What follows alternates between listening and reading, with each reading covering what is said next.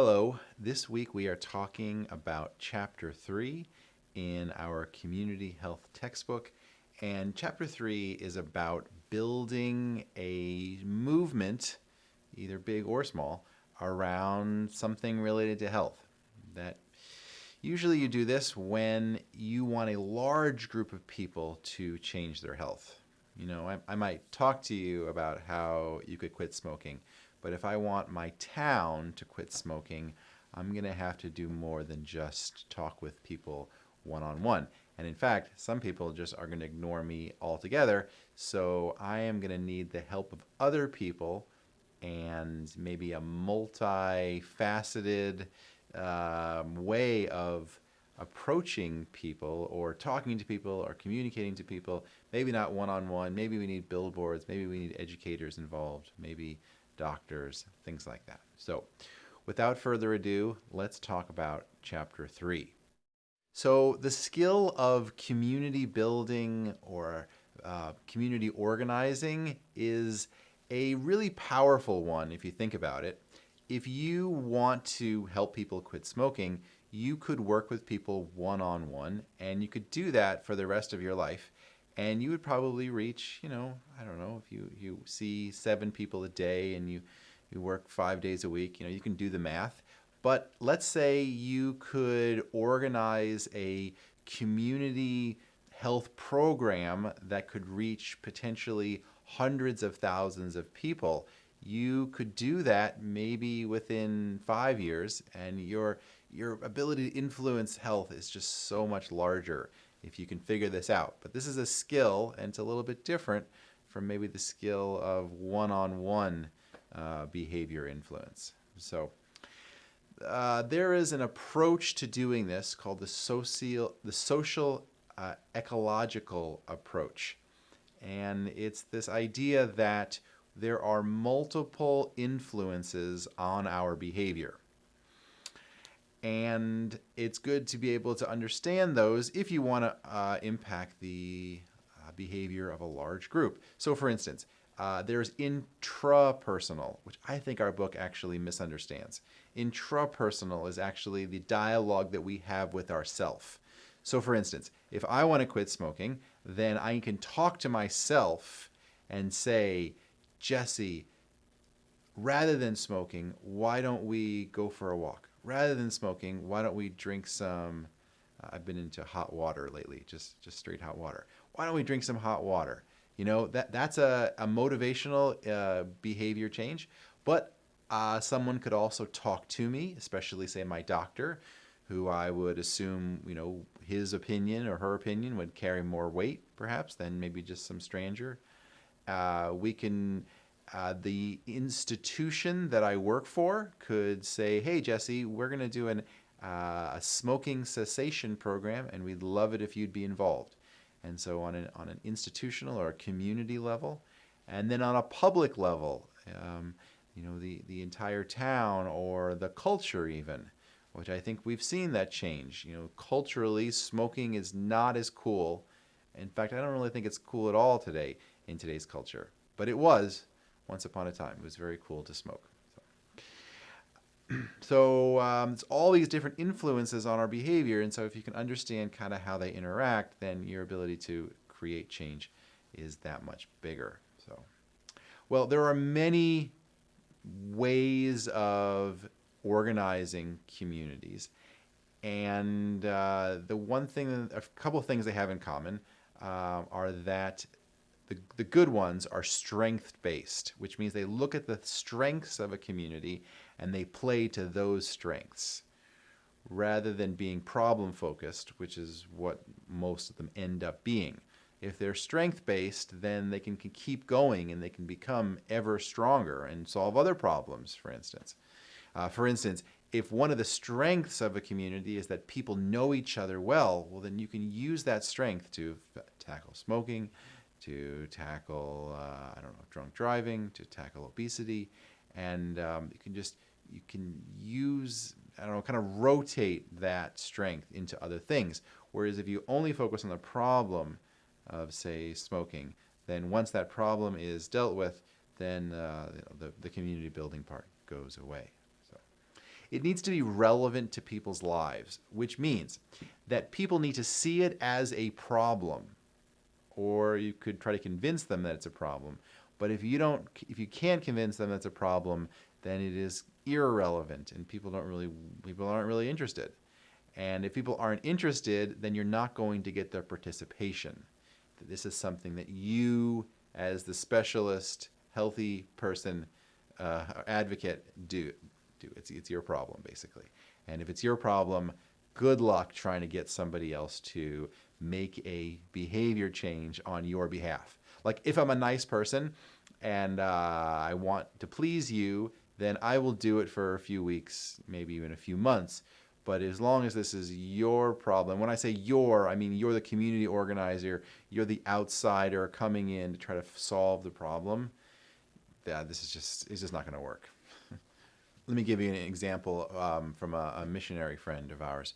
He was working in another country, and they wanted a soccer field. That's what that community wanted, right? Now, he really wanted them to have a health facility, like a hospital. And so he wanted to build that, but they said, no, we really want a soccer field, right?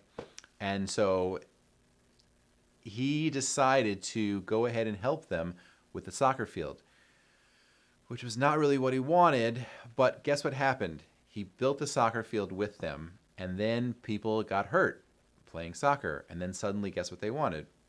They wanted a hospital. They wanted a medical facility. And so that building of the community that he did through building the soccer place ended up working out for him, because then he was able to take those same connections and build what he thought was important, what he thought the community needed. But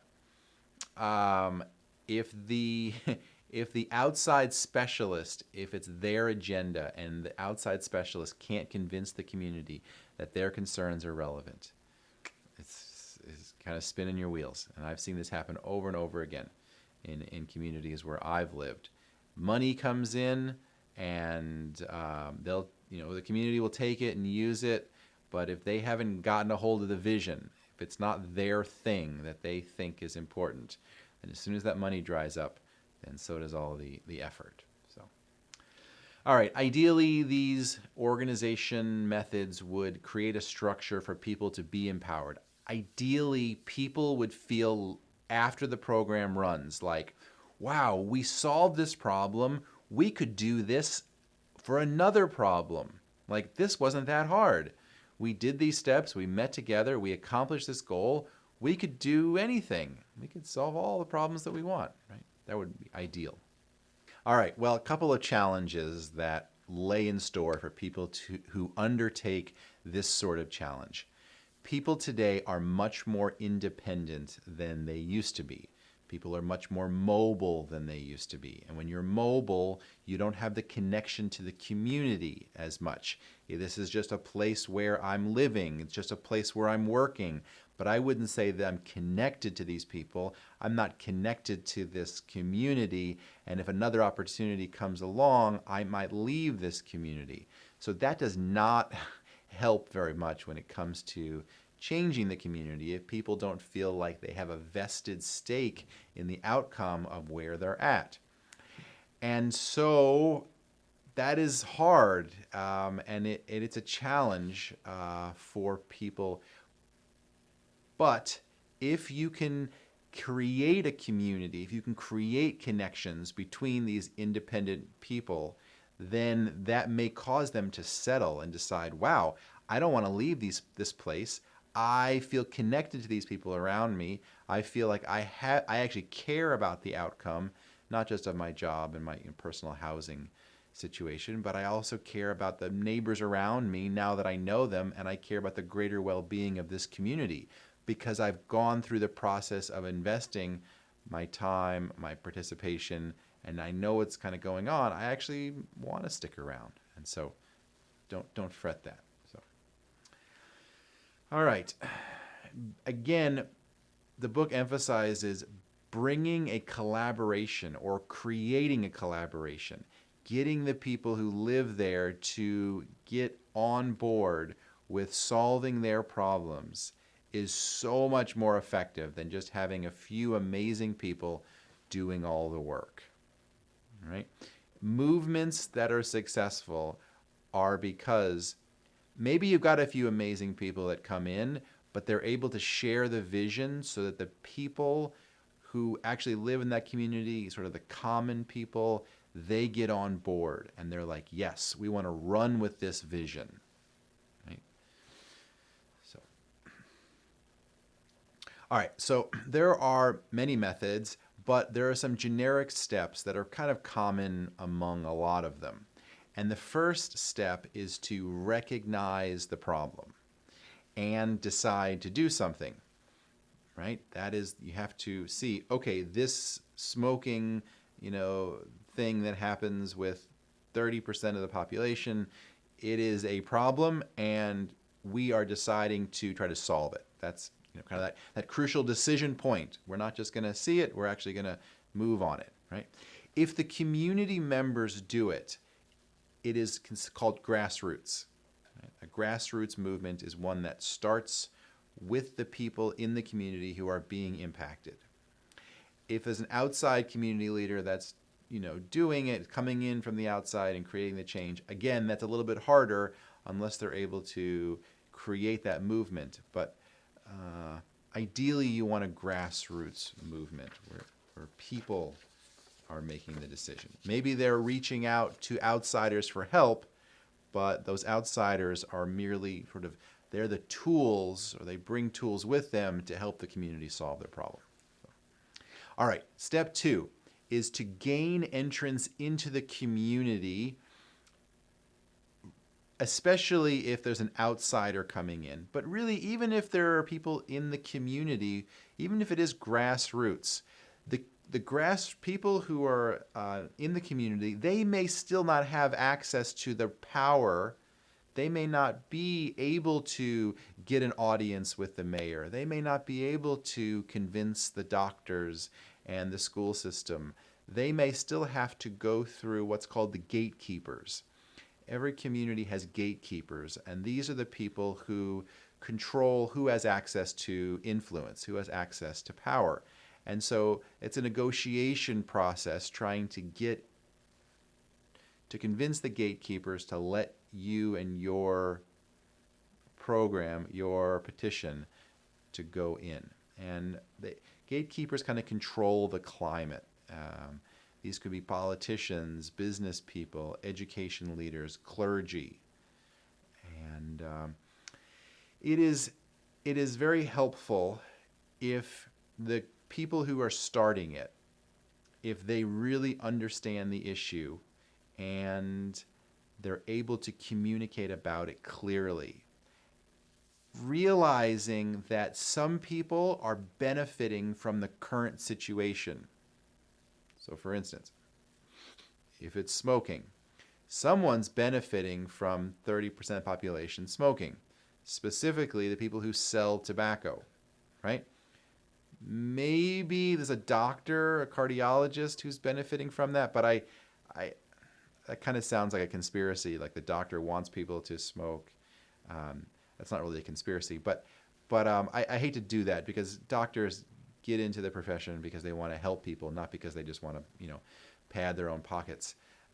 But somebody potentially is benefiting from every problem that currently exists, specifically every health problem that currently exists. So realize that, and you can kind of create an answer for those concerns before you step in.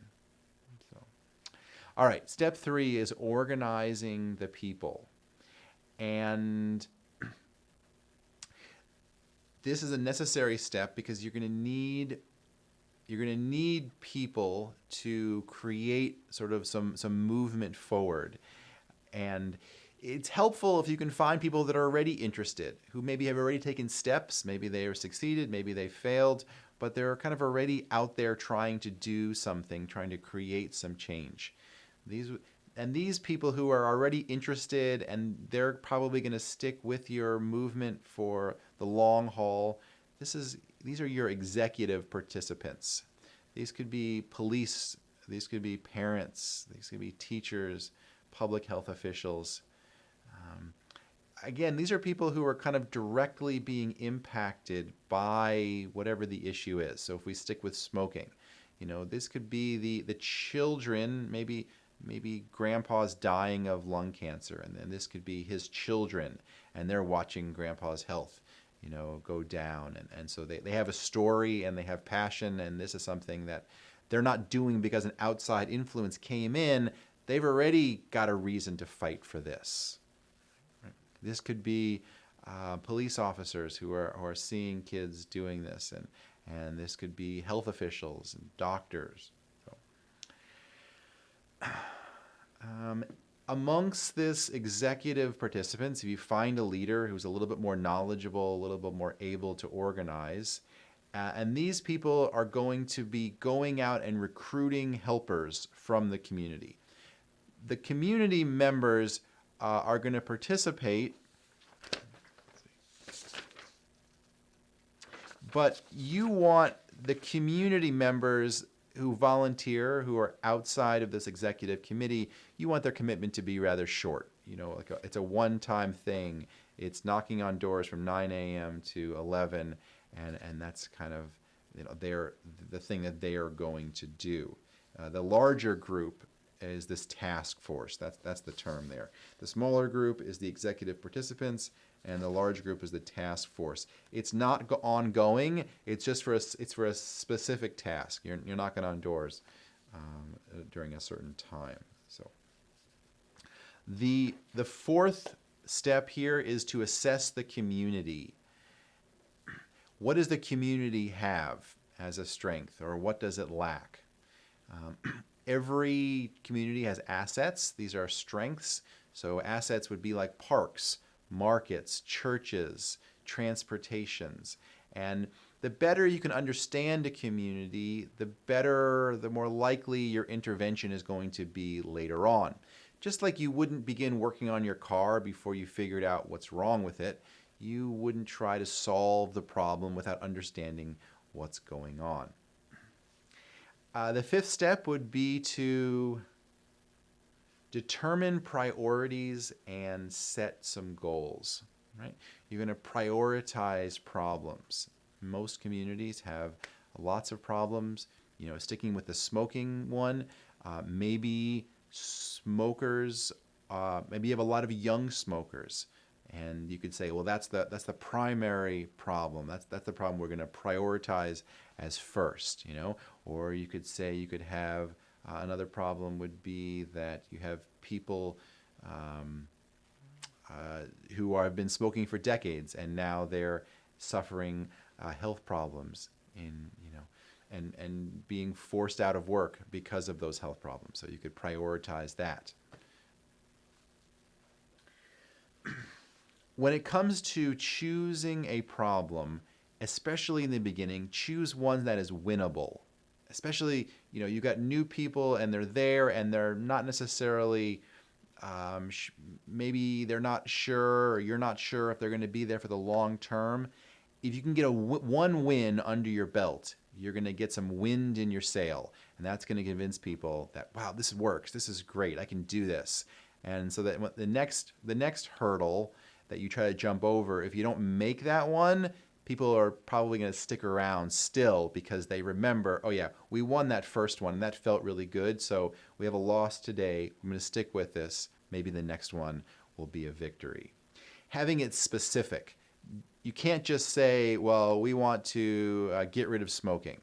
Well, that's really, really hard, and that's also, it's hard to measure, because you could reduce the amount of smoking by 10%, and that would be great. But if you've said you're going to eliminate it, like maybe that's not good enough. So you want it to be specific. You could say, we want to reduce the amount of smoking among young people from 185, so that in a year it's down to 100. That would be specific. You want a goal that unites members, which means that you want something that everyone, especially in the executive committee, can agree on. It should affect many people. It shouldn't just, impact a family over here or a hospital over there. You want the community, again, to really be on board with this. And the more widespread the results are, especially if they're positive, the more likely this is going to please more people. So, and then this goal should be part of the larger plan. Again, if the larger plan is to reduce smoking, your specific one should be a part of that. When we're planning out our goals and objectives, we need to know what is a goal, what is objective. So a goal is a future event. A future event would be, no child under 18 smokes. That would be a future event. The objectives are the steps taken to get there. Goals are general, objectives are specific. So an objective would be educating stores about smoking laws, going into the schools and holding 10 talks at a local school about the dangers of smoking. That would be it's a specific intervention, right? It is, when creating an intervention, consider multiplicity. And multiplicity is the number of activities in the intervention. So we're still planning here. We want to plan what we're going to do. And if we say we're going to do education, and then we say, okay, well, we're going to do education, and then we're also going to try to get a law passed that increases the fines on people who sell cigarettes to minors. Right? So that's two things. So that's the multiplicity. We have two different interventions that we're planning. Right? The dose is the number of program units that will be delivered. So for instance, how many laws are we going to get passed? And how many talks are we going to do to students or to store clerks? That's multiplicity and dose. So, all right, last thing here, creating a health promotion program. So part of community health is that you may have to create the thing that you're going to do. So for instance, if you're going to talk to students about the dangers of smoking, you may have to create that program, that talk. And when you're planning these, it is good to think about the answers to these questions. What needs to change? And what level of prevention are we shooting for? Levels of prevention was from Chapter 2. Remember, it's primary, that's more general. Secondary, that's more specific. And then tertiary, which is people who are already suffering the consequences, trying to prevent them from going back into what they were doing. So it's important to consider the question of what level of influence do you want to have? Do you want to have an intrapersonal questioning where you're asking people are kind of talking to themselves about their behavior change? Intrapersonal, where people are talking to each other? Institutional, community, or public? And then the intervention that you're planning for, it should work, right? And so if you're going through all this work, you want to find out, what can I do that is most effective? And how do you know what's most effective?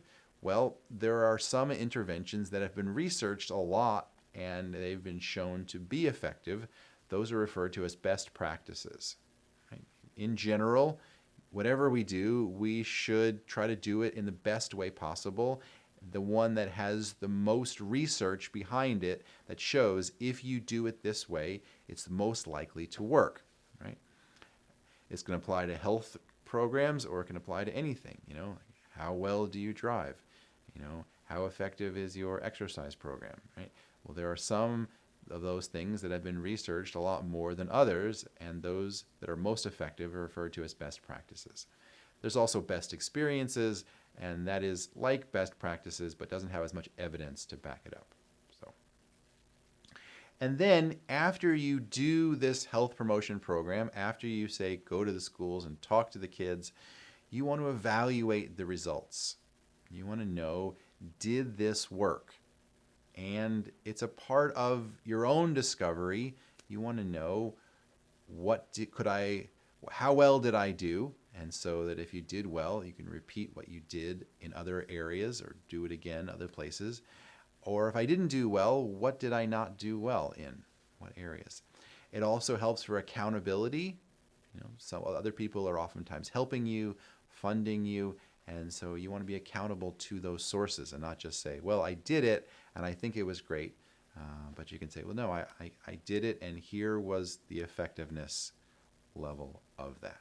So, well, this chapter was short, and apparently so was my talk. So that is chapter 3.